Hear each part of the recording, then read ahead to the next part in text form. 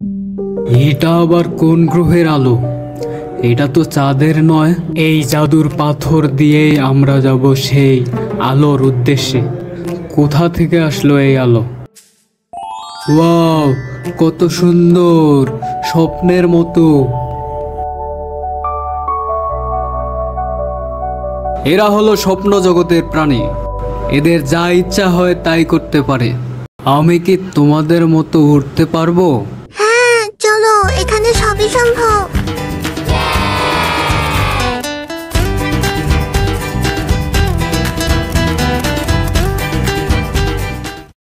এখানে আমরা অনেকক্ষণ ধরে আড্ডা দিচ্ছি, কিন্তু এখন আমাদের এখানে ভালো লাগছে না। আমরা এখন যাব মেঘের দেশে।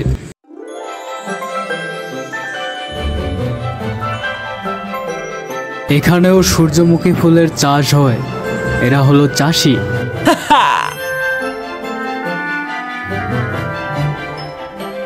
তোমার কাছে এই পাথর আছে বলেই তুমি আমাদের স্বপ্নের রাজ্যে ঢুকতে পেরেছ।